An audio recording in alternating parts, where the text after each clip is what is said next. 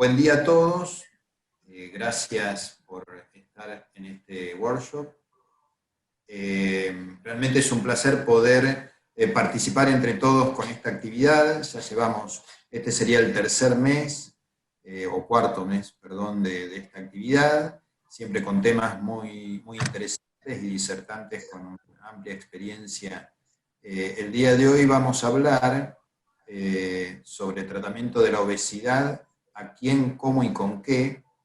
La disertante, bueno, es la doctora Juliana Mosiulski, médica endocrinóloga, jefa de nutrición en el Instituto Cardiovascular Buenos Aires, miembros del Comité de Obesidad de la SAD, tiene una amplia experiencia en el tema, es un placer realmente poder tenerla a ella como disertante de estos workshops. La idea del día de hoy entonces va a ser, la doctora va a presentar en función de algunos casos clínicos el tema de hoy, y después mediante el chat, como hacemos siempre, poder discutir alguna duda o pregunta que tengamos dentro de los asistentes. Así que damos comienzo, ya hay 100 personas prácticamente están conectados, podemos comenzar con la charla. Juliana, realmente muchas gracias por tu tiempo y poder compartir con nosotros toda tu experiencia. Así que te dejo con la audiencia. Gracias, Eduardo. Bueno, muchas gracias por la invitación, al doctor Lutfi también, cuando me llamó, recordamos que él me tomó el examen de especialista hace muchos años, cuando terminé la jefatura en el Hospital Álvarez, así que siempre es bueno reencontrarse con colegas.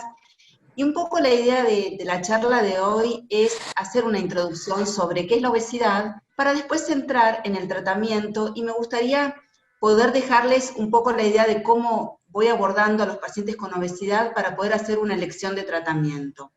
Entonces vamos a iniciar con nuestro menú, que es a quién, cómo y con qué. Lamento que no hayamos almorzado todavía, pero bueno, vamos a ver que el apetito además tiene un montón de estímulos. Uno de ellos es la idea de la comida. Así que bueno, primero, casi les diría hablar de un tema ideológico, que es poder posicionar a la obesidad como que no es una cuestión de fuerza de voluntad, ¿no? Que yo creo que en nuestra formación como médicos atravesamos distintas etapas de la medicina, y ahora estamos en un momento donde las personas son protagonistas de sus enfermedades y nuestra función es ayudarlos a tomar mejores decisiones. Y la obesidad no es una cuestión de fuerza de voluntad, sino que tiene un montón de mecanismos que la influyen, y de eso es lo que vamos a hablar un poquito al inicio de esta charla. Primero, hablar de que la obesidad es una enfermedad, y vamos a repasar un poco por qué podemos decir que es una enfermedad. Según la definición de enfermedad de la Asociación Médica Americana, es el impedimento en el normal funcionamiento de algún área del organismo. Entonces, sin duda en la obesidad hay una alteración en la regulación del apetito, hay una alteración en el balance energético, y sin duda, como nosotros sabemos, hay varios sectores de la economía que se caracterizan por una disfunción endocrina. Por otro lado, tiene signos y síntomas característicos. Quien duda que una persona con obesidad puede tener un montón de comorbilidades que vamos a repasar rápidamente luego: dolor articular, dificultad en la movilidad, apnea del sueño, estado de ánimo con distimia o depresión, etc. Y también hay daño y morbilidad, porque la obesidad es una enfermedad per se, pero además precipita la aparición de múltiples enfermedades, desde cardiometabólicas a otras. Por lo tanto, por todo esto podemos decir que la obesidad es una enfermedad. Pero además es una enfermedad crónica, porque no se va a curar, sino que es una enfermedad que claramente atraviesa distintas etapas, donde puede aparecer etapas de mejor control del peso corporal, etapas de recaída. La persona con obesidad, una vez que aumentó de peso, ya tiene este diagnóstico y va a persistir para toda la vida. Y esto es importante conocerlo también, porque si bien los pacientes vienen buscando un poco la cura de su problema de peso, es importante siempre en las consultas hablar sobre las expectativas y hacia dónde podemos o hasta dónde podemos llegar con el descenso de peso. También sabemos que la obesidad es una enfermedad crónica y de etiología múltiple. Fíjense acá que además de las causas fisiológicas o de los factores fisiológicos que intervienen, Están también sin duda los factores genéticos. Nosotros tenemos escrito en los genes la predisposición a tener obesidad, pero los precipitantes tienen que ver con causas fisiológicas, socioambientales y sin duda conductuales, que es sobre los que me voy a detener un poquito en esta charla. Fíjense acá, no es solamente la alimentación, la falta de actividad física, factores emocionales, la alteración del sueño y sin duda otros factores como por ejemplo la cesación tabáquica.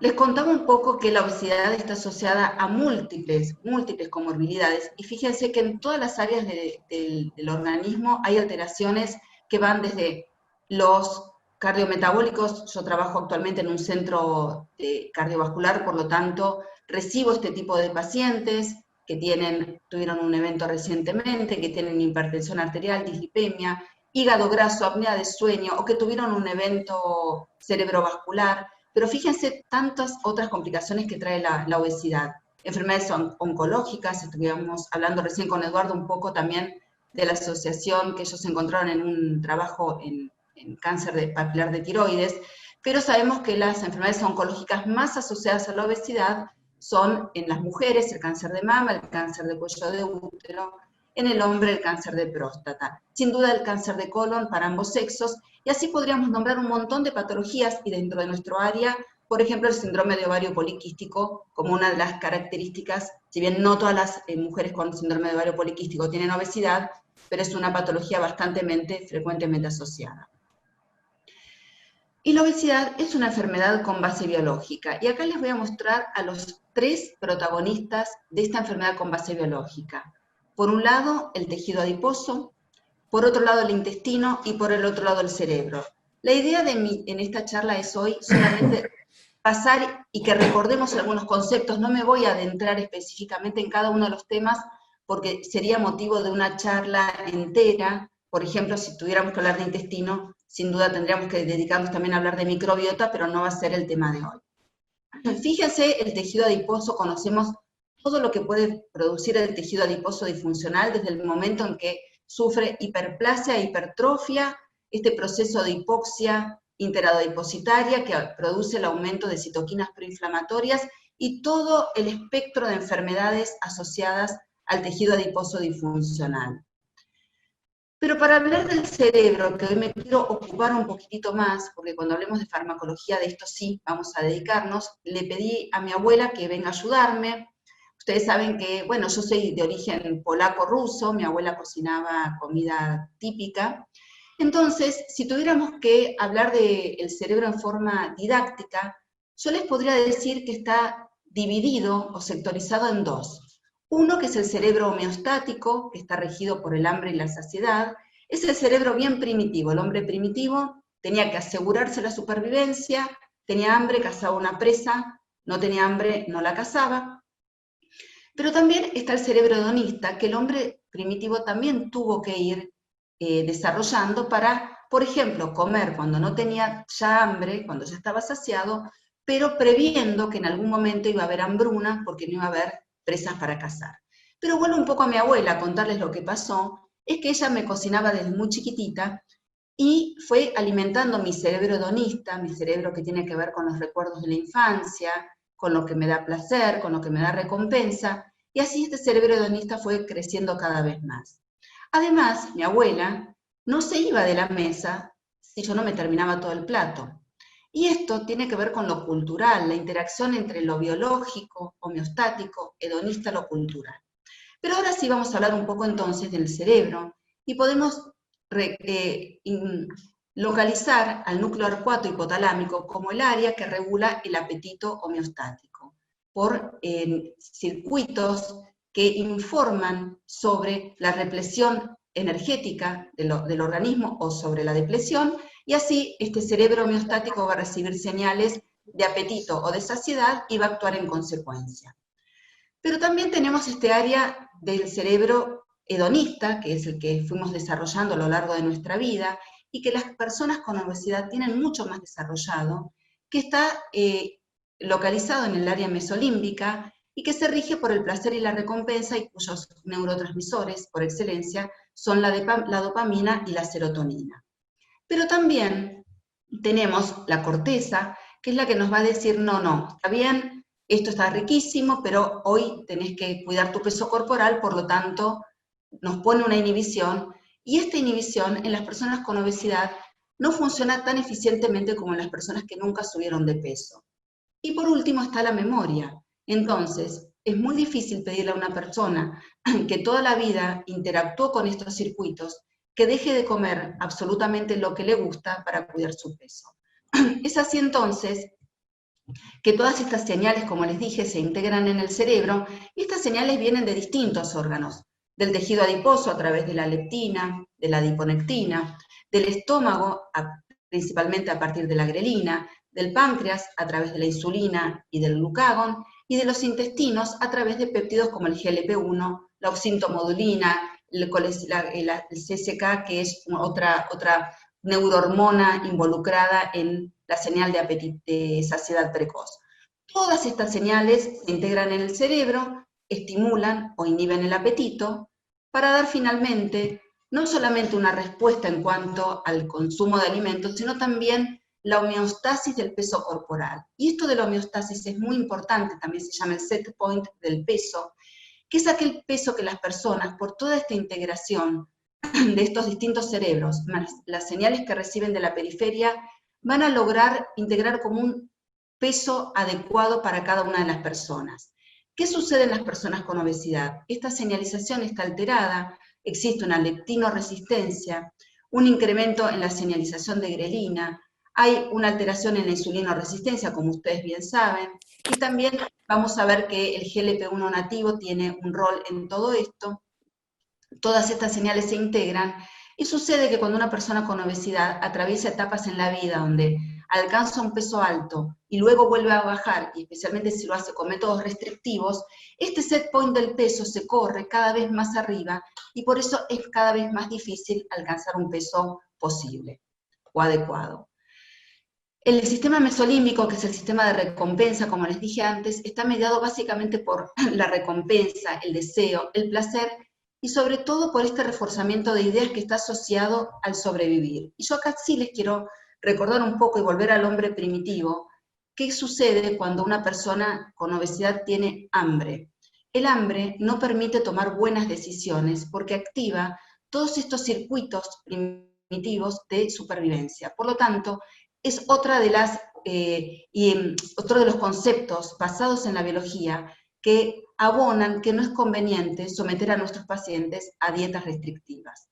Y como les dije antes, estos centros están regulados por la dopamina y los opioides, que evolucionó justamente para responder y buscar alimentos altos en grasa, altos en densidad calórica, dado por la grasa y el azúcar, para tener reserva ante los momentos de carencia, y sin duda está asociado al comportamiento.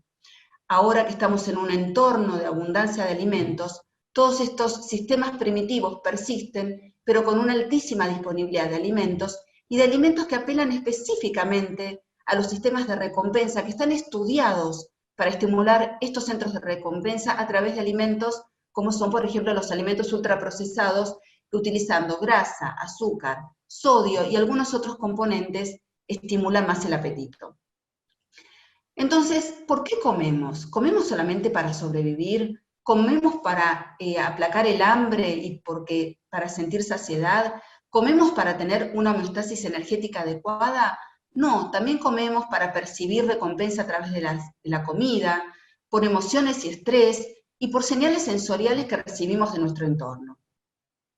Entonces, ahora sí, quiero pasar a la parte práctica y contarles un poco cómo abordo o cómo hago la aproximación con los pacientes que vienen buscando ayuda para su obesidad, y es a través de estos tres ejes, que es la historia de la obesidad, la conducta alimentaria y las comorbilidades. Entonces, ahora sí, vamos a hablar un poco de a quién, cómo y con qué. Entonces vamos a ver a nuestros pacientes que tenemos en la sala de espera del centro del Dr. Faure. Tenemos a nuestra secretaria con barbijo, con tapabocas por supuesto, el baño, y tenemos a dos pacientes, a Jorge y a Liliana, que están esperando para entrar al consultorio. Entonces primero vamos a hablar de la historia de obesidad, vamos a les voy a mostrar un poco cuáles son los elementos que vamos a utilizar para abordar a cada uno de estos pacientes. En relación a la historia de la obesidad, ¿qué es importante tener en cuenta? Porque sí, a ver, ahí está. ¿Me escuchan bien, no? Sí. Es importante tener en cuenta el inicio de la obesidad. No es lo mismo una persona que tuvo obesidad desde la infancia a una persona que subió de peso, tal vez una mujer después de la menopausia. A más años vividos con obesidad, hay más dificultad para alcanzar un peso posible. Entonces, el inicio de la obesidad es fundamental. ¿De qué ambiente proviene? Proviene de un ambiente obesogénico, es decir, más allá de la genética, y sabemos que la genética en obesidad es muy predisponente, y no solo la genética, sino la distribución de la grasa corporal se hereda, es decir, la tendencia androgénica o ginoide de distribución de la grasa también se hereda, sino en qué lugar se crió este paciente. En el ambiente obesogénico nos referimos a ambientes donde hay una valoración de la comida muy importante, donde se comen porciones grandes, donde tal vez hay más desorden, tiene que ver más con la conducta cuando me refiero a ambiente obesogénico. ¿Cuáles fueron los precipitantes vitales? Si aumentó de peso en la adolescencia, en el embarazo, si tuvo diabetes gestacional, precipitantes o crisis tales como mudanzas, divorcios, separaciones, pérdidas. También es importante conocer qué le sirvió en el pasado, cuando pudo bajar de peso, y por qué lo abandonó. Vieron que muchas veces vienen pacientes que nos cuentan, sí, yo bajé 15 kilos con tal médico o con tal método, y hoy viene con el mismo peso con el cual empezó. Entonces, ¿qué pasó? Que ese método no le sirvió. Y esto nos sirve para tomar elementos para prevenir la recaída a futuro. Y en todo este devenir de la obesidad, en toda esta vida de nuestro paciente, ¿qué métodos utilizó? Porque hay estudios que han demostrado que cuanto más métodos restrictivos, como anorexígenos, o sea, las pastillas preparadas en farmacias con receta magistral, dietas restrictivas, como la dieta de la sopa del astronauta, auriculoterapia y muchas otras que aparecen ahora, o las dietas que los pacientes toman de Instagram, que son restrictivas, y también algunos colegas que utilizan métodos muy extremos, hace cada vez más difícil alcanzar un peso posible y adecuado, como les dije antes por el set point. Y con todo esto vamos a reunir y vamos a saber qué paciente tenemos enfrente y qué es capaz de hacer ahora y qué es lo que le podemos proponer. Además de la historia de la obesidad, vamos a tomar también otros elementos como son la motivación para bajar de peso. ¿Qué lo motiva para bajar de peso? ¿Por qué haría un cambio de conducta? ¿Es por salud, por estética? Esta es una guía que yo uso con los pacientes que cuando vienen a hacer la primera consulta de obesidad, dentro de un cuestionario muy cortito, pero esto es una parte que les muestro de este plan bienestar que tengo en el instituto. Si viene motivado por la familia, si es por recomendación médica, si tiene otros motivos, porque es poner sobre la mesa por qué querés bajar de peso. Es muy importante porque la motivación es intrínseca y por más que venga derivado por un colega, si el paciente realmente no lo siente, va a ser difícil mantenerlo en el tratamiento. Vamos a hablar también de la conducta alimentaria. Yo utilizo en un cuadernillo, donde además de estos gráficos tengo la curva de peso para que el paciente lo vaya registrando semanalmente, un área donde vamos anotando los objetivos que nos proponemos de una consulta a la otra, un registro de movimiento, un registro de alimentación, básicamente para hacer una anamnesis. Esta es una parte donde yo le muestro a los pacientes los dibujitos, lo amplié para que ustedes lo pudieran ver, y le pregunto, con todas estas situaciones que tienen que ver con la relación con la comida, porque tratamos de no hablar de dieta, la dieta es restrictiva, no la podemos sostener a largo plazo, sino que tenemos que hacer un buen diagnóstico, una buena anamnesis alimentaria de qué situaciones son las que vamos a tener que ir trabajando. Esto también nos sirve para ordenarnos con las consultas, porque no podemos abordar todos los aspectos en los 20 minutos que tal vez tenemos de consulta. Y yo en general empiezo con el orden, horarios, si al menos hace las 4 comidas principales, si come porciones grandes, cuáles son los gustos que le cuesta controlar, si come frutas y verduras, y simplemente lo que hacemos es redondearlo o ponerle una cruz, y lo van a ver en el ejemplo práctico con los pacientes cómo lo vamos a hacer. Después también es importante conocer cuáles son las comorbilidades. Este es un sistema que se llama las 4 Ms, para conocer si las comorbilidades son metabólicas, mecánicas, mentales, y monetarias se refiere a acceso, básicamente, porque es muy importante a la hora de hablar o discutir con el paciente una estrategia terapéutica en obesidad, conocer cuál es el acceso de este paciente, no solamente desde el punto de vista social, sino también económico o de su cobertura, porque los tratamientos farmacológicos no todos son cubiertos, algunos que no son cubiertos tienen un costo elevado, por lo tanto es súper importante esto tenerlo claro con nuestros pacientes. Pero fíjense que las comorbilidades no son solamente de nuestro área endocrinológica, sino que muchas veces las comorbilidades mecánicas motivan mucho a nuestros pacientes para hacer algún cambio de conducta. Y acá está un poco, quiero también hablar de cómo vamos a clasificar a nuestros pacientes. Sin duda, el índice de masa corporal es el método que utilizamos como una determinación de riesgo, porque con esto podemos saber si nuestro paciente tiene obesidad, qué grado de obesidad, también los tratamientos están especificados y también obviamente por reuniones de consensos y por las guías a partir del índice de masa corporal, pero tenemos que tener otros elementos para evaluar a nuestros pacientes. Sin duda, la circunferencia abdominal, un método sumamente sencillo que todos nosotros endocrinólogos conocemos y utilizamos. Sabemos que esto nos define un riesgo, sobre todo cardiometabólico, con una circunferencia abdominal en hombres mayor a 102 o en mujeres mayor o igual a 88, que puede cambiar un poco con la etnia, pero para nuestra población es aceptado. Pero también nos permite ir mostrándole al paciente sus mejorías y hablarle un poco, poner sobre la mesa el concepto de la grasa visceral y contarle un poco de qué se trata la obesidad. Pero se queda un poco insuficiente esta clasificación utilizando el índice de masa corporal para definir el grado de riesgo de nuestro paciente, y para eso es muy útil en obesidad considerar los estadios de Edmonton. Esto está libre en internet, ustedes ponen estadios de obesidad de Edmonton y les puede bajar diapositivas donde pueden ver inclusive cómo se desarrolló a partir del trabajo que utilizaron para comparar la mortalidad de acuerdo al índice de masa corporal y de acuerdo a estos 3 ejes que son los factores de riesgo médicos, psicológicos y funcionales. Y a partir de esto clasificar a los pacientes en un nivel de 0 a 4, teniendo nada de síntomas y hasta síntomas incapacitantes o enfermedad terminal.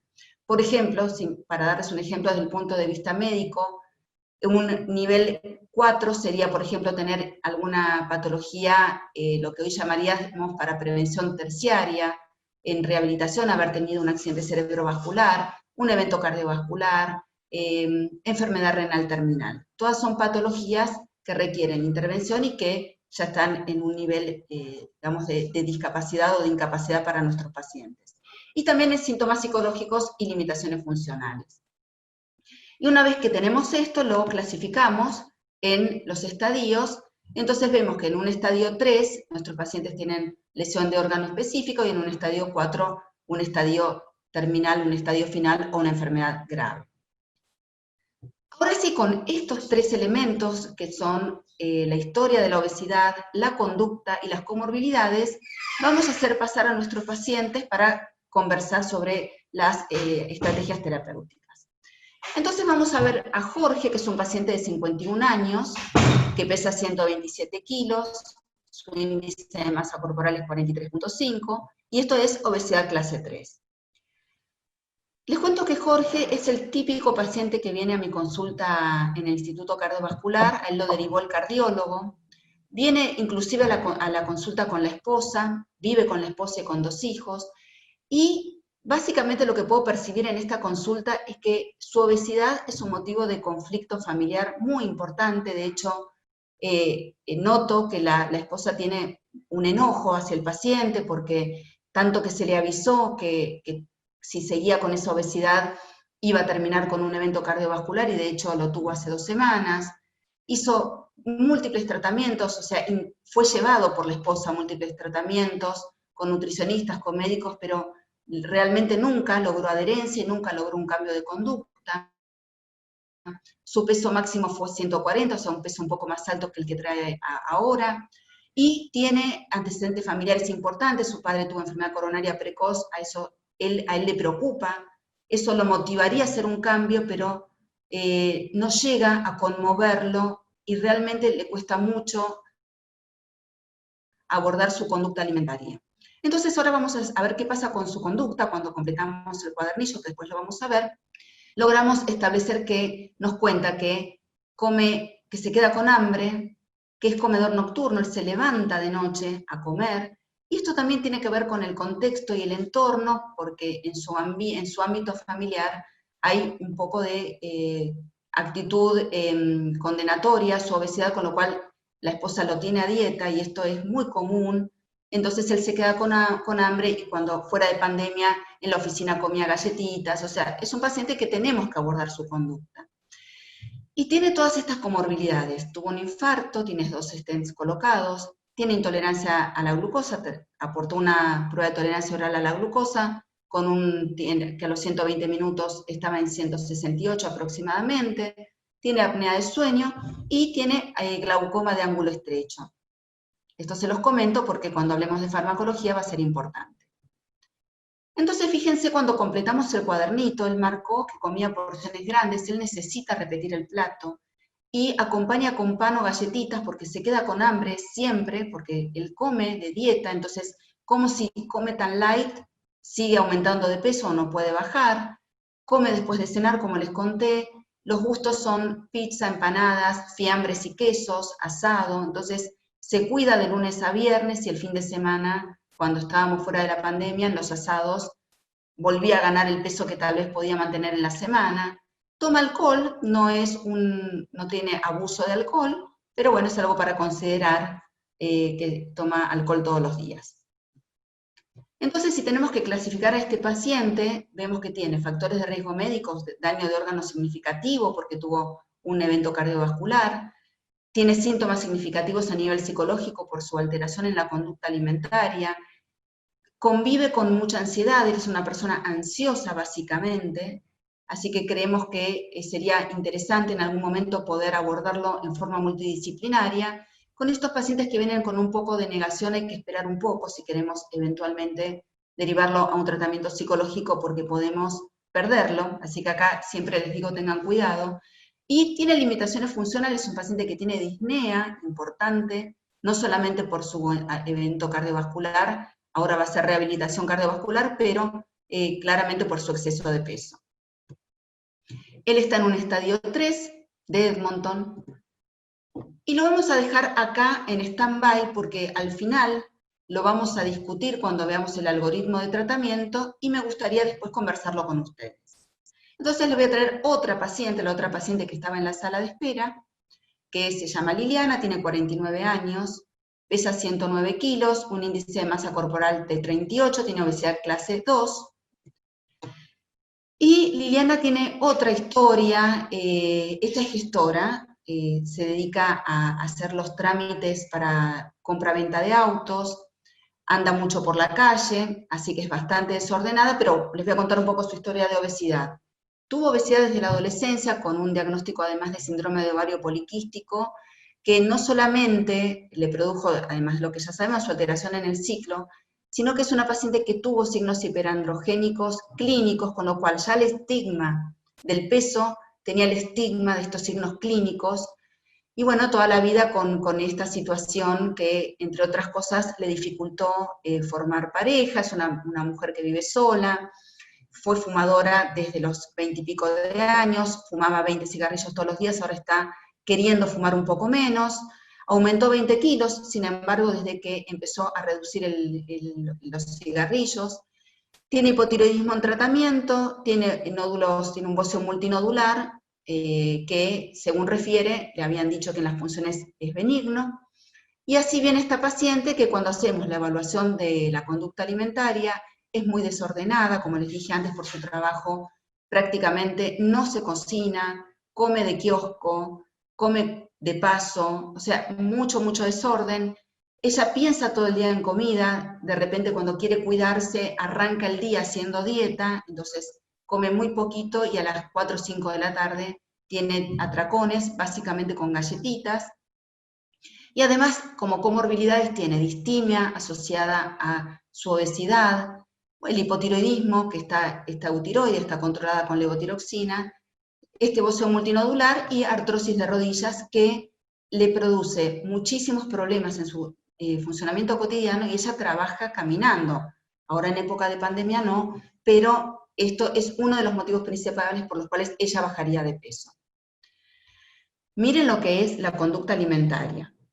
Está todo marcado. No planifica, come cuando tiene hambre, como les dije antes, necesita hidratos de carbono. Es la paciente que dice, yo tengo adicción por los hidratos de carbono, frutas y verduras casi no come, no está acostumbrada, no está en su cultura, no se fija con la sal, usa muchos aderezos, mostaza, mayonesa, es muy dulcera, de noche después de comer siempre come galletitas dulces, toma bastante alcohol, 2 vasos por día, para lo que nosotros necesitamos el alcohol, no solamente por lo que impacta a nivel, digamos, de salud y del hígado, etcétera, sino que el alcohol desinhibe los impulsos, con lo cual para una paciente que quiere perder peso, si toma alcohol probablemente esta corteza prefrontal de la que hablamos inicialmente va a estar aún más debilitada. Caminaba por su trabajo, ahora no está caminando, de hecho en la pandemia subió de peso, quiere dejar de fumar y claramente tiene comer emocional, se angustia y come, tiene atracones, esa sensación de soledad la predispone a comer. Fíjense que su clasificación de Edmonton es bastante distinta a la de Jorge, ella tiene tal vez menos factores de riesgo médicos o de menor, digamos, relevancia, en cambio Jorge tenía el antecedente del evento cardiovascular, pero tiene síntomas psicológicos significativos por esta ansiedad, los atracones, la distimia, y tiene limitaciones funcionales moderadas, básicamente dada por su artrosis de rodillas. Una paciente bastante compleja que está en un estadio 3 de Edmonton. Ahora tendríamos que pensar cuál sería el porcentaje de descenso de peso, y ahora sí vamos a hablar para los dos pacientes, que nosotros podríamos proponernos. Claramente tenemos que desterrar la idea de que un paciente pueda volver a su peso ideal. El peso ideal es de aquella persona que nunca subió de peso a los 18 años. Es el peso de las tablas, y nuestros pacientes con obesidad no van a lograr ese peso. Y es uno de los temas que tenemos que tal vez abordar en las primeras consultas para también hablar de expectativas. Nosotros sabemos que para bajar el riesgo de enfermedades metabólicas, hablamos de un descenso de peso, según el Diabetes Prevention Program, que es uno de los estudios que acá estoy mostrando, es el 7%. Lo cierto es que para estos dos pacientes, hablemos de Jorge, Jorge tiene hígado graso, tiene apnea de sueño, y la apnea de sueño requiere descensos de pesos mayores para mejorar. Por lo tanto, con este paciente yo me voy a proponer un descenso de peso entre el 10 y el 15% para mejorar su funcionamiento cotidiano y sus complicaciones, porque él ya no estaría en prevención, porque ya tuvo su evento, por lo tanto no me alcanza con un 7% ni para prevención de diabetes, probablemente sí, este paciente que tiene una intolerancia a la glucosa seguro, con un 5% va a mejorar, pero yo necesito también que mejore su apnea de sueño. Y para Liliana necesito también un descenso de peso importante, es una paciente que si bien ahora no tiene las características clínicas del síndrome de ovario poliquístico, es una mujer que está entrando en la menopausia y sabemos que el síndrome de ovario poliquístico es un factor de riesgo para enfermedad cardiovascular también, por lo tanto con ella también me voy a situar en alrededor del 10%, inicialmente. Después, si podemos bajar un poco más, es muy bueno, pero tengamos objetivos iniciales. ¿Y qué pasa con las estrategias que podemos implementar? Estos son pacientes que claramente vienen de toda la vida, de haber hecho tratamientos, dietas, médicos, nutricionistas, distintos métodos. ¿Le vamos a decir a estos pacientes con todas estas comorbilidades que haga la dieta y vuelva dentro de un mes? Veamos un poco qué podemos hacer. Por un lado, hoy en día conocemos a partir de lo que les conté al principio y para introducir un poco qué es la obesidad, que la obesidad está regulada por múltiples factores y que solamente pedirle a los pacientes que hagan el plan de alimentación muchas veces no es suficiente. Y por eso hoy contamos con la farmacología. Y les quiero mostrar que sin duda para diabetes, cuando viene un paciente con diagnóstico reciente, nadie duda en darle metformina, o eventualmente con las guías podríamos discutir si le vamos a dar de primera vez alguna otra droga. Pero sin duda, nosotros lo primero que hacemos en un paciente con reciente diagnóstico de diabetes es pensar en farmacología. ¿Por qué no pensamos así en obesidad? Porque el tratamiento farmacológico de la obesidad tiene un desarrollo mucho más tórpido. Las drogas para obesidad tienen mala fama, muchas han salido de la venta, y además no está en el inconsciente profesional, en el inconsciente de los médicos, la idea de la farmacoterapia. Igual todo esto lo podemos discutir después, pero fíjense que según este estudio el 86% de los pacientes con diabetes tipo 2 recibe farmacología y solamente el 2% con obesidad. Esta es una revisión del año 2016. Ahora probablemente esté un poco más difundido, pero todavía nos falta aprender un poquito más de farmacología. Entonces las guías del tratamiento de la obesidad nos dicen que podemos pensar en farmacología cuando nuestros pacientes tienen un índice de masa corporal mayor a 30, diagnóstico de obesidad, o mayor a 27 con comorbilidades, ya sea diabetes o cualquiera de las otras que les mostré anteriormente. No voy a hablar en esta oportunidad de cirugía bariátrica, donde la indicación es un índice de masa corporal mayor a 40 o mayor a 35 con comorbilidades. Eso lo voy a dejar de lado y me voy a seguir dedicando un poquito más a la farmacología y recordarles que nosotros tenemos en este momento en la Argentina solamente 3 drogas aprobadas para el tratamiento de la obesidad a largo plazo, y esto lo quiero remarcar. Obesidad a largo plazo.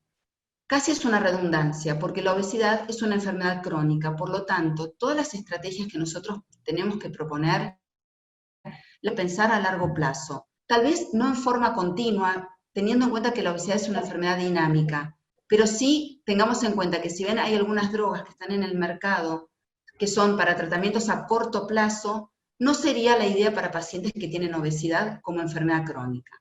Bueno, repasando un poco, el Orlistat, naltrexona, bupropión y liraglutida, acá está la situación de autorización, están todos autorizados, ya Orlistat hace muchos años, vamos a repasar un poquito ahora. Los mecanismos de acción, rápidamente, Orlistat es un inhibidor de la lipasa intestinal, que básicamente lo que hace es inhibir la hidrólisis de triglicéridos en ácidos grasos libres y glicerol, con lo cual estos no se absorben a nivel de la luz intestinal, y lo que produce es que se eliminen con la materia fecal, por lo tanto, elimina tomando 3 cápsulas por día, que fue lo que mostraron los ensayos clínicos, el programa de estudios SENDOS, que se hizo con 3 cápsulas por día, desayuno, almuerzo y cena, mostró que puede reducir la ingesta de un 30% o la absorción de un 30% de la grasa de la dieta. Les aclaré lo de las 3 cápsulas por día porque cuando lo usamos, generalmente en la Argentina no llegamos a ese número de cápsulas y nosotros no podemos traspolar los resultados de ensayos clínicos si no lo reproducimos en las condiciones en la vida real. Quiero hablarles un poquito de la naltrexona bupropión y me interesa que lo conozcan básicamente por el efecto que tiene sobre el sistema hedónico. Antes de esto quiero recordarles un poco de la molécula de la propiomelanocortina. Ustedes deben recordar tal vez que la molécula de la propiomelanocortina se cliva.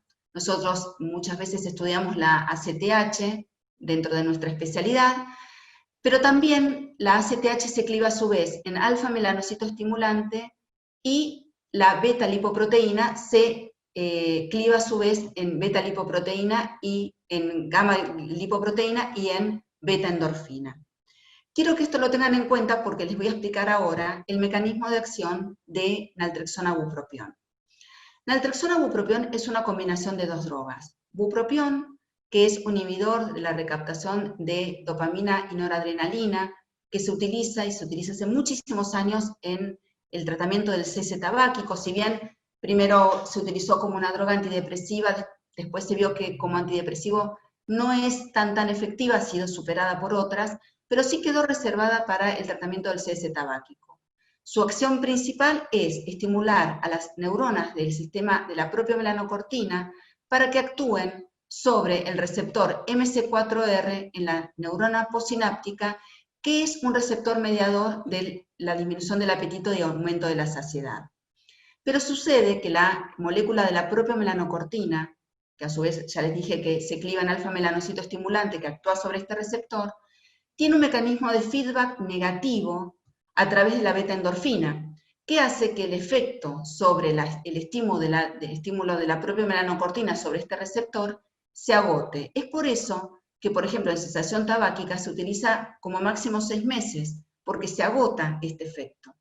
La combinación de naltrexona, que es un opioide, y que se utiliza generalmente, se utiliza en clínica para la cesación de la adicción a opioides, no está indicada en esta combinación para tal fin, sino que lo que hace es inhibir el feedback negativo de la beta-endorfina, con lo cual el estímulo del bupropión sobre la producción de propiomelanocortina y la acción del alfa-melanocito estimulante sobre este receptor que estimula la saciedad persiste durante el tratamiento. Este es el motivo de esta combinación sinérgica que genera mayor efectividad que el bupropión solo sobre el peso corporal. Liraglutida es un análogo de GLP-1, se los voy a contar, ustedes lo conocen muy bien porque hace muchos más años que está en uso, primero en tratamiento para diabetes tipo 2, en la dosis de hasta 1.8 miligramos, y luego en tratamiento de obesidad en la dosis de hasta 3 miligramos, cada una de las indicaciones con sus programas de ensayos clínicos específica, que es un análogo de nuestra hormona nativa GLP-1 que se produce en el ilion distal, y que para eludir la acción de la enzima dipeptidilpeptidasa 4, que la inactiva en 1 minuto y medio, se le adicionó una arginina entre el residuo valina y glicina, que permite que la enzima dipeptidilpeptidasa 4 no la reconozca, y por otro lado se le agregó un ácido graso en el carbono 16, que permite una unión, una asociación en hexámeros, para su liberación lenta en el tejido celular subcutáneo, porque se aplica en forma subcutánea, de liberación de utilización una vez por día, y esto permite una mayor vida media. El efecto del análogo de GLP-1 sobre el núcleo AR4 básicamente es estimular también el sistema de la propia melanocortina, con lo cual estimula la saciedad, pero disminuye el apetito actuando sobre las hormonas orexígenas del neuropéptido I y del sistema relacionado a UTI. Liraglutida viene en una lapicera prellenada que ustedes muy bien conocen y que se titula progresivamente en obesidad hasta alcanzar la dosis de 3 miligramos. Este es un cuadro comparativo de las guías de tratamiento para la obesidad de Canadá, son muy recientes, prometo para la próxima tenerlo pasado al español, pero no tuve tiempo, pero solamente les quiero mostrar las 3 drogas que se usan para el tratamiento de la obesidad, ahí también son estas 3 las que están aprobadas, y es muy importante conocer, si bien los ensayos clínicos no traducen lo que después pasa en la práctica, porque les digo que en la práctica, indicado al paciente adecuado, estas drogas generan mayor descenso de peso, pero lo que se evalúa para la aprobación de una droga para obesidad es el porcentaje de pacientes que lograron un descenso del 5%, comparado con placebo, y también los que lograron un descenso mayor al 10%, o mayor o igual. Y fíjense, yo se los quería remarcar porque recuerdan que yo les dije que para estos pacientes yo necesito un descenso de peso mayor, y fíjense que el liraglutida, naltrexona, bupropión, también Orlistat, pero como les comenté antes, por el hecho de que se necesita sí o sí las 3 cápsulas, y en estos pacientes que yo necesito trabajar sobre la conducta, no me va a aportar ese plus, me quedaría con estas opciones, donde 1 de cada 4 pacientes aproximadamente ha logrado bajar un 10% del peso. Acá tienen otras características también. Por supuesto, las 3 drogas tienen su, como les dije antes, su programa de ensayos clínicos. Liraglutida completó su programa de ensayos clínicos o su estudio de seguridad cardiovascular en diabetes tipo 2. Orlistat también tiene un ensayo clínico cardiovascular. Naltrexona, bupropión debió suspenderlo porque se publicaron los datos prematuramente. Sin embargo, en el estudio venía con una proyección de tal vez superioridad cardiovascular, pero no lo podemos saber. Ahora sí, vamos a discutir un poco de nuestros pacientes. Yo voy a hacer esta discusión primero, lo dejo para la discusión de cuando lo abramos, pero estas son las guías de tratamiento farmacológico de la obesidad de Canadá, y voy a tomar entonces, como les dije antes, historia de la obesidad, conducta alimentaria y comorbilidades.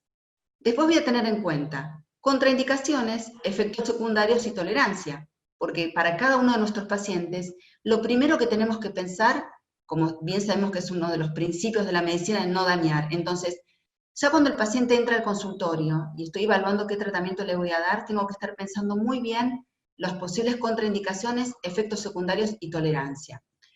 Y por último, también voy a evaluar, sin duda, el acceso, como les dije antes, la respuesta al tratamiento y qué seguimiento voy a tener con este paciente. Y ahora sí, vamos a pasar a las guías. No, perdón, no vamos a pasar las guías todavía, porque les quiero contar antes las precauciones y advertencias de las drogas, cuando les hablaba un poco de las contraindicaciones. Estos son los datos que vamos a tener en cuenta para naltrexona, bupropión. Y lo quiero aclarar, porque el aumento de la frecuencia cardíaca, que es de la presión arterial, que es uno de los primeros elementos que aparece cuando hablamos de naltrexona, bupropión, es en pacientes que no tienen la presión arterial controlada. En pacientes que están medicados y controlados, justamente es una seguridad para poder indicar esta droga. Por otro lado, la hepatotoxicidad, esto en relación a la exposición a naltrexona, es una advertencia, no es algo frecuente que pueda ocurrir, pero ha habido casos, por lo tanto, en pacientes que tienen insuficiencia hepática no se debe indicar. Asimismo, en pacientes que son alcohólicos, no en pacientes con uso de alcohol social, esto es importante también tenerlo en cuenta. Les comenté que Jorge tiene glaucoma de ángulo estrecho, por lo tanto es una de las cosas que yo observé primero, por lo cual a él no sería candidato para esta droga.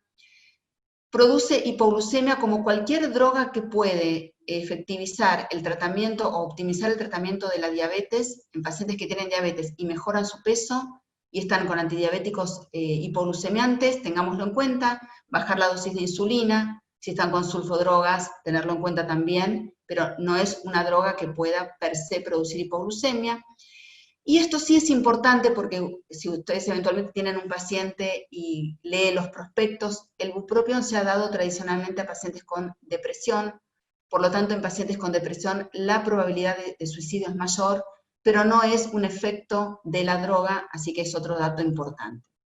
Tomaría de acá básicamente el glaucoma de ángulo estrecho, paciente que esté controlado de su presión arterial. Paciente que está tratado con alguna droga psiquiátrica, es de buena práctica que ustedes lo conversen con el psiquiatra antes. Primero porque puede haber interacciones y segundo porque como el bupropión es del ámbito de nuestros colegas psiquiatras, si vamos a trabajar en equipo tenemos que tener siempre la delicadeza de, por supuesto, consultarlo con el colega. Liraglutida, conocemos ya sus efectos secundarios, básicamente gastrointestinales, que tienen que ver con la titulación de la dosis y la velocidad de la titulación. Por eso en la práctica habitualmente no titulamos de 0,6 semanalmente hasta llegar a 3 miligramos, que seguramente va a ser una pregunta luego porque no siempre se alcanza a 3 miligramos. Tengamos en cuenta que cualquier método que utilicemos para bajar de peso y que el paciente pueda bajar más de 15% de su peso en forma rápida puede producir mayor probabilidad de litiasis biliar, de barro biliar. Por lo tanto, conozcamos la salud biliar de nuestros pacientes. Dentro de la evaluación del paciente con obesidad probablemente tengamos una ecografía para ver si tiene esteatosis hepática. Conozcamos cómo está su vesícula. Lo voy a dejar también para las preguntas, el tema de la vesícula. Se ha visto un ligero aumento de lipasa y amilasa, pero no es necesario dosar estos valores para indicar un tratamiento con liraglutida, no es de repercusión clínica, no hubo mayor incidencia de carcinoma medular de tiroides, esto se vio en roedores en los estudios de fase 2, pero sabemos que no se lo vamos a indicar a un paciente con historia de carcinoma medular de tiroides o neoplasia endocrina múltiple, por supuesto. Reduce la presión arterial, aunque puede aumentar ligeramente la frecuencia cardíaca, no tiene repercusión clínica tampoco. Con la hipoglucemia, la misma observación que hicimos con naltrexona bupropión, y sin duda está contraindicado en embarazo y cáncer de tiroides por carcinoma medular de tiroides, acá me falta medular, o neoplasia endocrina múltiple. Después hablaremos del nódulo también, teniendo al doctor Faure, pero les anticipo que no es una contraindicación paciente con nódulo, sino que haremos el estudio del nódulo como habitualmente lo hacemos. Ahora sí vamos a la guía de tratamiento, estaba muy ansiosa por contárselas, así que acá sí la tienen. A mí me gusta mucho esta guía porque encontré en una publicación, que son las guías canadienses para el tratamiento de la obesidad, realmente algo que es muy coherente a lo que yo pienso en el consultorio, y para ustedes también va a ser muy fácil seguirla. Primero, bueno, que el paciente tenga obesidad como diagnóstico para habilitarnos a pensar en farmacología, también porque si vamos a pedir la aprobación de las drogas para las coberturas médicas, el paciente tiene que tener un índice de masa corporal mayor a 30 o mayor a 27 con comorbilidades. ¿Qué vamos a evaluar entonces? Primero, si el paciente viene con drogas que pueden producir aumento de peso, lo evaluamos. No tenemos que ser muy intervencionistas con pacientes que vienen, por ejemplo, la salud mental es soberana, las drogas que más producen aumento de peso son los antipsicóticos atípicos, olanzapina, quetiapina, risperidona, pero la salud mental es soberana. Si tenemos estos pacientes y pensamos en farmacología, eventualmente lo hablaremos con el psiquiatra, pero nunca podemos suspender nosotros, obviamente, drogas dadas por otro colega, pero siempre revisemos qué está recibiendo el paciente. A nosotros nos llegan también los pacientes con tratamiento corticoideo crónico, muchas veces porque les quedó el tratamiento digamos, y podemos tal vez ahí hacer un pequeño ajuste. ¿Qué vamos a hacer después? Vamos a evaluar un poco las comorbilidades, y la guía dice exactamente así: considerar comorbilidades y características especiales. Y para mí características especiales es la conducta alimentaria, el ambiente obesogénico y la historia de obesidad. Y en base a esto, dividimos en dos partes. Si tiene diabetes, prediabetes, hipertensión arterial, apnea de sueño, síndrome de ovario poliquístico, es decir, bien metabólico, vamos a pensar tal vez en otra línea de tratamiento, que si tiene compulsión, depresión, está dejando de fumar, o está fumando, o tiene craving, esta ansiedad por dulces, o es comedor nocturno, principalmente de hidratos de carbono. Entonces la conducta alimentaria es muy importante acá para decidir el tratamiento. Y las guías dicen que si tiene diabetes, prediabetes, hipertensión arterial, síndrome de apnea obstructiva del sueño, ovario poliquístico, en primera línea y con nivel de evidencia grado 1, liraglutida, porque tiene un estudio cardiovascular. En segundo lugar, naltrexona bupropión. En tercer lugar, orlistat. Y si tiene compulsión, depresión, tabaquismo, la opción debería ser naltrexona bupropión en primer lugar, liraglutida en segundo, orlistat en tercera. Yo les digo que en la práctica diaria lo que sigo bastante esta coherencia. Orlistat lo podemos usar como un coadyuvante para que lo utilicen, por ejemplo, en la comida que tiene más contenido de grasa, tal vez en la cena, tal vez los fines de semana. Yo actualmente, teniendo drogas que actúan sobre la conducta, que tienen muchos otros beneficios, no lo uso como tratamiento inicial, pero es un adyuvante que puede servir para algunos pacientes. Importante con el orlistat, que el paciente ya esté con buena adherencia, porque si se lo damos a un paciente que no está adherido, va a tener mucho efecto secundario, no solamente lo va a abandonar, sino que va a tener problemas antisociales y va a venir a reclamarnos. Así que, ojo con el orlistat, no es un tratamiento de inicio, sí para pacientes que vienen con buena adherencia.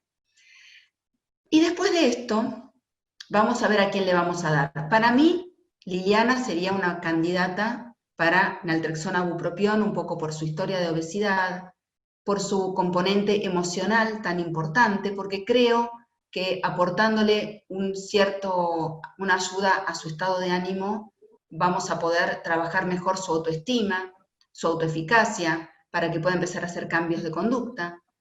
Y para Jorge elegiría liraglutida, primero porque básicamente, además de que tiene una contraindicación para naltrexona bupropión, es un paciente cardiometabólico con un factor de riesgo importante para diabetes, que ya tuvo un evento cardiovascular.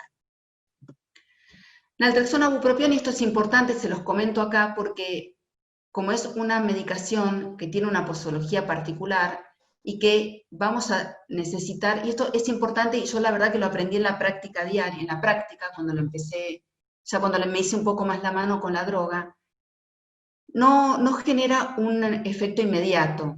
Liraglutida es más rápido en generar efecto. Entonces, para la ansiedad de los pacientes y la nuestra, tengamos en cuenta que el bupropión, como todos los inhibidores de la recaptación de dopamina, de noradrenalina o de serotonina, tardan en hacer efecto, por lo menos 3 semanas.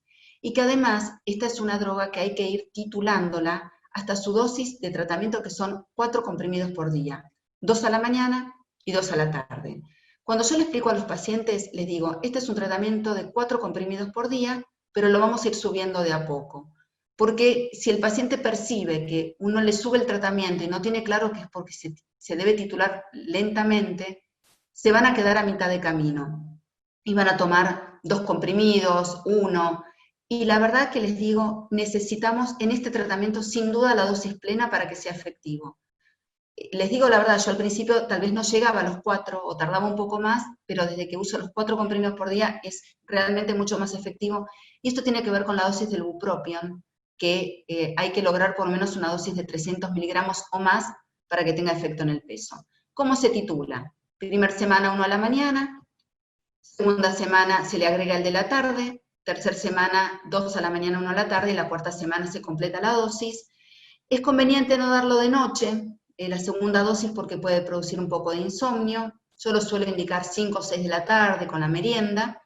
Y algunas recomendaciones son comprimidos que no se deben triturar, no se deben partir, deben tragarse enteros y no deben combinarse con alimentos ricos en grasa porque puede disminuir un poquito la absorción del bupropión.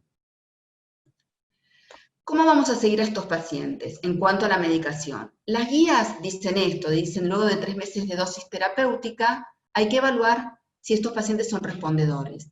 Y la verdad que en la práctica diaria nosotros vemos que hay pacientes que responden rápidamente, otros no tanto. Pero para definir si un paciente es respondedor, debemos tenerla en la dosis plena y al menos durante 12 semanas. Si durante 12 semanas con dosis plena no alcanzamos el descenso de peso, que debería ser al menos el 5%, deberíamos discontinuar o combinar la droga con otra o cambiar directamente a una droga de segunda línea. Esto es importante también. Los pacientes que responden más rápido son los que a largo plazo también tienen mejor descenso de peso. Esto es importante tenerlo en cuenta. Con esto vamos terminando, a mí me va a gustar mucho la interacción con ustedes, y dejarles solamente algunos mensajes para llevar a casa que a mí me gustaría dejarles hoy, que es que sin duda la obesidad está asociada a múltiples comorbilidades, y realmente la ingesta alimentaria no es una función cognitiva, no es algo que podamos controlar diciéndole al paciente vaya y haga la dieta, coma menos, sino que está basada en la fisiología, como lo vimos recién, y que tenemos estrategias conductuales de las que hoy no me dediqué a hablar. Yo trabajo en el instituto con un equipo de licenciadas, donde hacemos mucho hincapié en la conducta.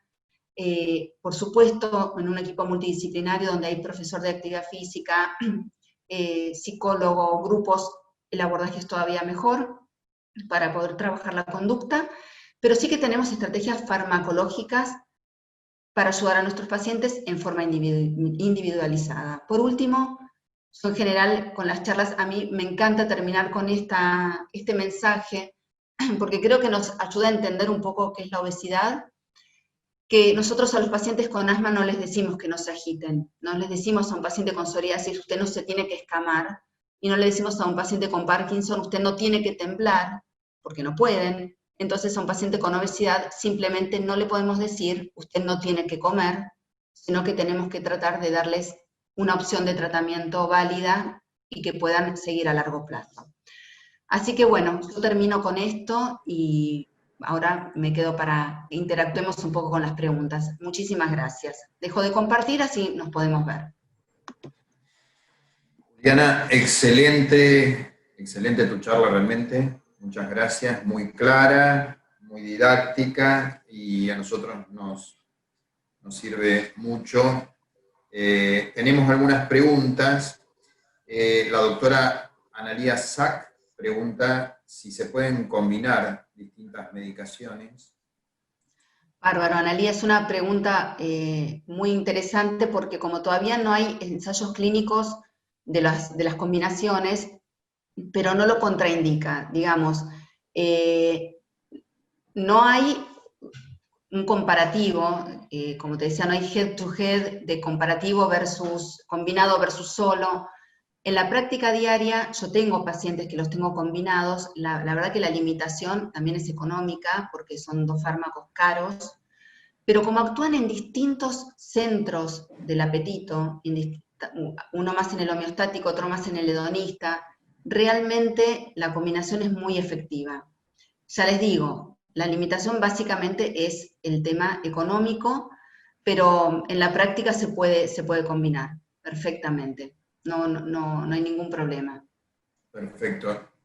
Pensando, hago un comentario de la doctora Del Valle, que dice que combinación de Orlistat y liraglutide. ¿Cuánto tiempo se espera entre una y otra para evaluar eficacia? Así seguimos con otra. Sí, mira, yo te recomendaría que no las inicies juntas, que empieces con liraglutida y que cuando el paciente ya está adherido y que además, como al principio del tratamiento con liraglutida, el efecto secundario gastrointestinal es mayor porque uno de los mecanismos que tiene es que inhibe el vaciamiento gástrico. Y este mecanismo se da al inicio del tratamiento y con cada titulación de la droga. Entonces, hay efectos gastrointestinales. Si le agregás además Orlistat, el paciente va a tener mucha sintomatología, va a tener mucha flatulencia, va a tener eructos, por lo tanto, esperaría que estuviera adherido, que estuviera en una dosis de mantenimiento y ahí sí recién podría agregar Orlistat, perfectamente.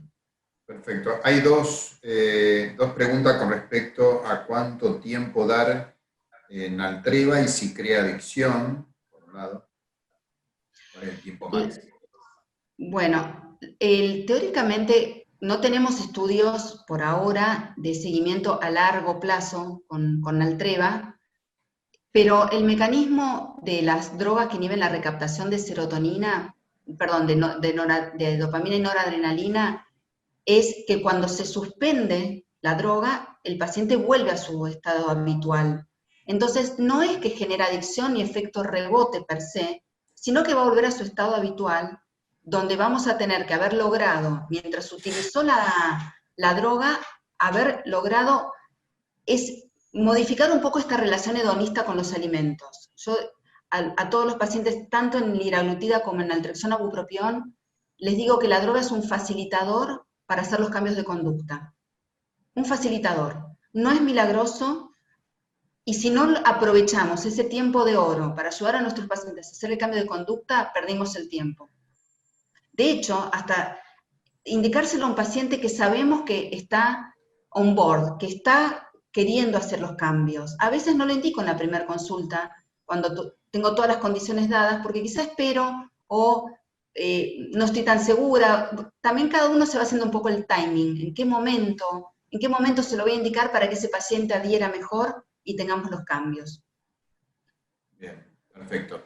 La doctora Pereira de Uruguay pregunta que en pacientes con atracones nocturnos, ¿se puede utilizar topiramato? ¿Tiene experiencia del uso de topiramato? Sí, la verdad que topiramato yo lo utilicé mucho cuando yo trabajé, como le contaba Eduardo, 15 años en la clínica Cormillot, donde el tipo de pacientes con obesidad era un poco diferente al que veo ahora, que veo más al paciente cardiometabólico.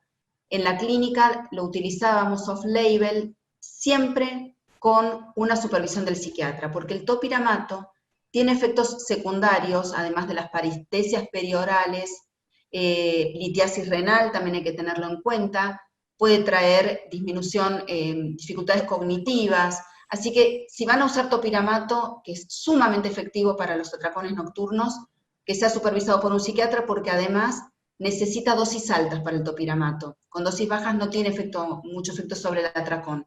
Así que sí, pero con esas precauciones. Salvedades, perfecto. Claro. La doctora Lodecho pregunta si se debe realizar psicodiagnóstico antes del uso de Naltreva si pensamos en adicción.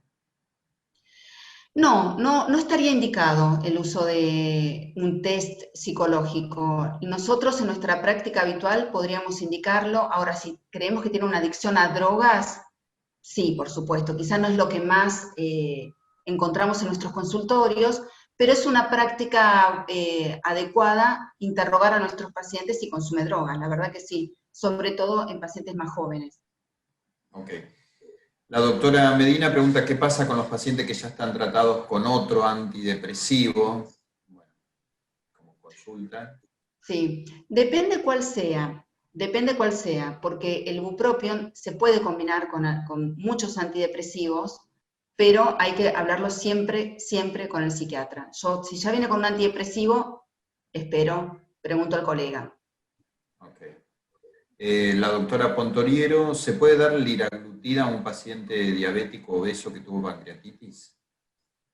Depende de la causa de la pancreatitis. Si fue una pancreatitis biliar, y por supuesto está resuelta, sí, no habría contraindicación. Si la pancreatitis fue de causa desconocida, no lo recomendaría. Okay. La doctora Contreras dice, bueno, Juli, excelente tu presentación. ¿Por cuánto tiempo das liraglutida exclusivamente Saxenda si no es un paciente diabético y se lo estoy dando exclusivamente por factores cardiovasculares, obesidad e insulinoresistencia? ¿Cuál sería el tiempo? Y la verdad, te tengo que decir que lo uso prolongado mientras el bolsillo y la cobertura del paciente me lo dé. ¿En qué pacientes suspendería Saxenda? En aquellos pacientes, porque es la pregunta que nuestros pacientes nos hacen siempre, ¿hasta cuándo, doctora? Cuando alcanzamos un peso posible, que es ese peso que ese paciente en particular va a poder alcanzar, que está dado un poco por su historia de peso máximo y el peso que pudo sostener, y si ese paciente además veo que logró mejorar su conducta y está adherido a la actividad física. Por eso mis parámetros, así como mis parámetros de evaluación inicial son la historia de obesidad, la conducta de las comorbilidades, mis parámetros de seguimiento son las mismas, porque yo no solamente me voy a fijar que baje de peso para evaluar la continuidad del tratamiento, sino también cómo viene con la conducta. Entonces yo en ese cuadernito que me anoté, que el paciente al principio repetía el plato, comía porciones grandes, se levantaba de noche a comer, en cada consulta le pregunto, ¿te estás levantando de noche a comer? No, ya no me levanto menos, no me levanto. Esos son los parámetros también de mejoría. Perfecto. La doctora Analia Sack pregunta a personas con cirugías bariátricas con mala respuesta, ¿se pueden usar medicaciones nombradas? Sí, absolutamente. De hecho, hay trabajos en posbariátricos que se usa para la reganancia. Hay más evidencia en liraglutida porque además tiene más años en uso, pero sí, sin duda, porque tengan en cuenta que el GLP-1 nativo, que inicialmente es mejor, o sea, se optimiza después de la cirugía bariátrica, sigue teniendo los mismos defectos que el GLP-1 nativo antes de la cirugía bariátrica, que es que se inactiva rápidamente y que cuando lo damos de afuera como un análogo, la dosis es mayor, es suprafisiológica. Por lo tanto, ese shock inicial de GLP-1 y de falta de grelina sirve inicialmente, pero después el paciente está con la misma situación. Bien. Otra pregunta es, en cuanto a la limitante de los costos, ¿qué medicación prefiere usar? Bueno, la limitante de los costos es más económico en tratamiento final en naltrexona bupropión. Entonces, la verdad que hay que tenerlo en cuenta. Si no tiene cobertura, sin duda, y ya les dije antes, yo elijo mucho la naltrexona bupropión para pacientes con distimia, con picoteo, la verdad que les da mucha sensación de bienestar, de autoeficacia, y cuando un paciente se empodera, realmente empieza a hacer cambios, y eso es muy importante. Bien. Si toma anticonvulsivantes, ¿tiene contraindicación en Altreva? Sí, porque los anticonvulsivantes y el bupropión no se llevan bien, el bupropión puede bajar el umbral convulsivo, por lo tanto no lo daría en pacientes con convulsiones. La doctora Bronstein pregunta, para discontinuar el Saxenda, ¿hay que titularla descendentemente? No, para nada, lo pueden suspender de un día para el otro. Bien. Y el comentario de la doctora Sack dice, ¿entran en PMO estos tratamientos sabiendo que hay una ley de obesidad? Es muy variable la cobertura. Saxenda tiene cobertura para algunas prepagas del 40 al 50, algunas del 70, algunas obras sociales la cubren, otras no. OSDE, por ejemplo, no cubre Saxenda, para nada, cero. Y lo mismo con la naltrexona bupropión, un tiempo la cubrió, después no. Nada, la verdad que ellos se tienen que asesorar más con los visitadores médicos, que les dé la listita de quién cubre y quién no. Bien. Otra pregunta es, ¿ha usado Masindol, por un lado, y fluoxetina para el picoteo? Dos preguntas de la misma persona. Fluoxetina usé cuando empecé con obesidad hace muchos años, después lo reemplacé por sertralina, porque la sertralina tiene un efecto más anticompulsivo, y además fluoxetina a los 6 meses se agota el efecto sobre el peso, entre los 3 y los 6 meses, sertralina es mejor para el comedor nocturno y la compulsión. Masindol no usé nunca porque no uso drogas de corto plazo. Así que ni Masindol ni fentermina, no tengo experiencia con esas drogas. Bien. Y una pregunta más, es excelente la presentación de la doctora Massiagini. Dice, el aumento de creatinina que puede producir en la Altreva, ¿es a tener en cuenta para indicarlo en pacientes con diabetes? No, no está muy reportado un aumento de creatinina significativo con Altreva. No me preocuparía para nada. Bien. La doctora Ruderman dice que OS de cubre Victoza. Sí. Claro, eso es importante. Si tenemos un paciente con diabetes, indicamos Victoza, lo cubre en un 70%. Ahora, si tiene obesidad, no lo cubre. Ahí estamos siempre en un tema complicado, porque Victoza, Saxenda, o sea, nos complica siempre el tema de los dos, pero bueno, es así. Okay. Y la doctora Piñata dice, paciente que toman algún opiáceo por dolor, ¿estaría contraindicado el Altreva? Sí, claro, absolutamente contraindicado con el uso de opiáceos, porque es un antagonista. Bien. Dejé para el último el comentario de la doctora Storani porque seguí con las preguntas que estaban relacionadas. La doctora Storani sugiere realizar previamente al tratamiento de los pacientes que tienen un bocio nodular, pedirle calcitonina como un criterio de no darle liraglutide, que está como discutido su impacto sobre la probabilidad de un carcinoma medular. En realidad, si Sí, podemos dosar calcitonina en un paciente con un nódulo, podría ser útil para diagnóstico y para ver qué pasa, ¿no? sí, quizá nosotros como endocrinólogos lo podamos pensar, sin embargo en los ensayos clínicos no se vio un aumento de calcitonina, Uh-huh. o sea, se dosó, no hubo aumento de calcitonina significativo, por lo cual no sería mandatorio. Ahora, nosotros como endocrinólogos, tal vez viene un paciente con bocio, nuestra cabeza es distinta que en la práctica general, pero no lo deberíamos pensar en cualquier paciente, quizá más para el criterio clínico. ¿Puedo Perfecto. aclarar esto? Sí, Bueno, María Elena, decinos ¿Qué con tu tal? experiencia. Te felicito ¿qué ¿Cómo tal, estás? María Elena? ¿Qué tal? Excelente la presentación, me encantó, me encantó. Yo no hago obesidad, así que me encantó. No, quería aclarar lo de calcitonina porque, bueno, es una de las recomendaciones de la FDA. En realidad, lo que está estudiado es en animales de experimentación, que sí, el liraglutide generó cáncer medular, pero no en las investigaciones todavía En en el ser humano. humanos. Por eso mismo, bueno, yo lo pido de rutina, pero si tenés un Claro. paciente con nódulo y le vas a dar liraglutide, bueno, haber descartado antes que no fuese un medular por las dudas. Pero es así Total, como... bueno, Claro, totalmente, María Elena, nuestros pacientes son nuestro 100%, además, es cierto. Claro. Sí, sí, pero sí, bueno, sí, la totalmente. investigación está hecha en animales de experimentación, pero no en humanos aún, Anual. no se ha detectado que genere cáncer medular. Exacto. Gracias, María Elena. Gracias a vos. Bueno, la doctora Bronstein dice, paciente que discontinúa el Saxenda, si lo vuelve a utilizar, ¿tiene menos eficacia? Es muy variable eso, ¿eh? Es muy variable. A mí me han pasado pacientes que, al revés también, que lo empezaron a usar, después no tuvieron mucho resultado, tal vez porque no era el momento para ellos, y tuvieron muy buen resultado. Es sumamente variable, sumamente variable. Sí, quizá te podría decir que al principio el impacto es mayor, porque es la primera vez y porque le tienen un poco más de miedo a los efectos secundarios, pero es variable.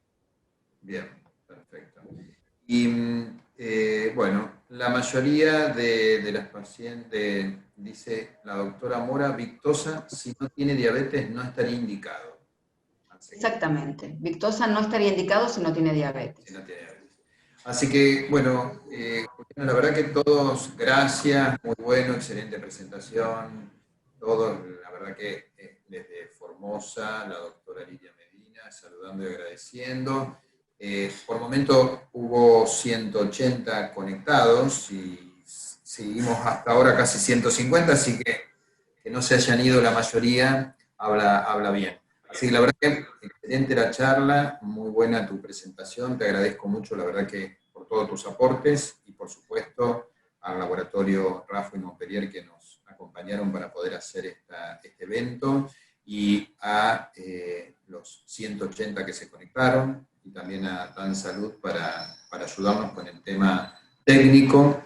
Así que están todos invitados. Ahora, cuando cortemos con Juliana, va a estar la presentación, digamos, de la invitación para la semana que viene. La idea de todos los martes es hacer un workshop vinculado con esto. Así que gracias a todos y nos vemos la próxima. Gracias, Bueno, Juliana. gracias. Gracias por invitarme. Muchísimas gracias por invitarme. Saludos a todos. Igualmente, gracias, Juliana. Bueno, Chau, chau. ahí en el chat quedó el link para anotarse para la semana que viene, los que quieran ya ir registrándose, y nos vemos el martes que viene. Gracias a todos, realmente ha sido un excelente workshop el día de hoy. Muchas preguntas, mucha interacción con los participantes, así que estuvo excelente. Acá ven en pantalla todos los workshops durante el mes de septiembre para que se lo puedan agendar, y así vamos anotándonos aquellos que quieren participar. Así que bueno, gracias nuevamente a todos.